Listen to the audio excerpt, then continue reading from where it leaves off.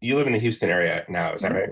Yes. Were you down there when you were when you found our MFA up here? Because it's a low residency program. So folks who don't know, our MFA is a low residency program. So you work with a mentor throughout the year, and then everyone in the program gathers for 10 days on campus in the summertime when it's beautiful and there's no one here but you, and it's a lovely experience. I miss it so much. I miss it so much. I'm finishing up my first year in the program, and so I haven't had the residency in person yet. So I'm excited. Oh, Um, it's amazing. so were you down there and you found this program and decided it was a fit for you? Yeah, so my husband had just finished his MFA. He's also a poet and writer, and I was kind of in this transitional place in my life where I was like, I was doing the writing thing on my own, but I was very kind of just insular and just like I had my husband was my only reader, my only critique partner, which he's great. But I was like, I feel like what I'm writing is decent, but I don't really know if it's any good. I only have like this one person who's telling me things. I think it's good, but is it good? And I sort of was tired of like just writing in my own little bubble.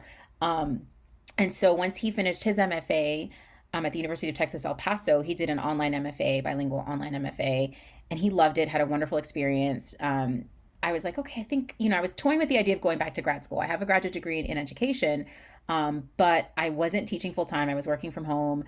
I knew that I wanted to pursue some other advanced degree. I was kind of debating between MFA or PhD, and I was actually looking at some like culture and ethnic studies, looking at like Dominican studies and things like that. But I was like, oh, I don't know if that's what I want. And I knew that for a lot of these programs, I would have to uproot my life and go somewhere else. And I was like, that's not possible. Like I can't leave Houston. I'm going to stay here for a variety of reasons. And so I started also exploring the low residency MFA option and saw a few, and PLU came up as one of them. The affordability of it was really intriguing to me. The fact that it was only in the summer. A lot of MFA programs require you to go in the spring and in the summer, or in the winter and in the summer. And again, knowing kind of like my work constraints and like just my full life being here, I was like, I don't know if I can do both, winter and summer or spring and summer. So the fact that it was just the one time, the one residency a year was really attractive to me.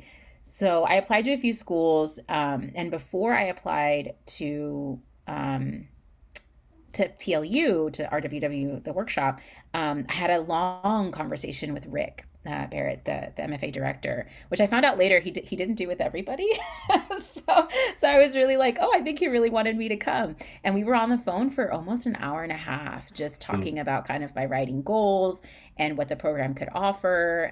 He was very straightforward about what the program was and had at the time, and how he was looking to make some changes. And was really excited about the growth of the program and the things that he was bringing in, because I think he had also just started. I think he'd only Mm. been the director for about a couple years at that point, 1 or 2 years. And so he was excited about the changes that he wanted to make, and the fact that your time with your mentor really is individualized. You get to choose the books, with some help from them. You get to decide the reading. Because I was very particular. I was like, I don't want to go to these MFA programs that are only going to make me read the same canonical writers and make me do the same things. I want to be able to kind of make my own path, because I'd been writing on my own for a long time. I'd already, had one book published by the time that I applied to RWW.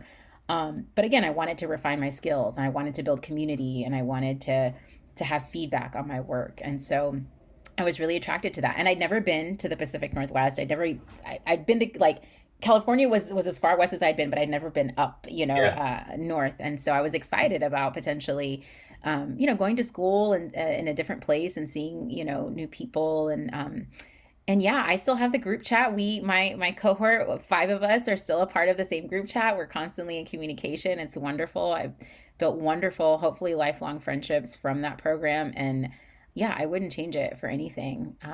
Just the mentors that I now have, and the writing community that I have. I loved getting out of the Texas summer heat in Yeah. August It's a to great go up yeah. there. And, Yeah.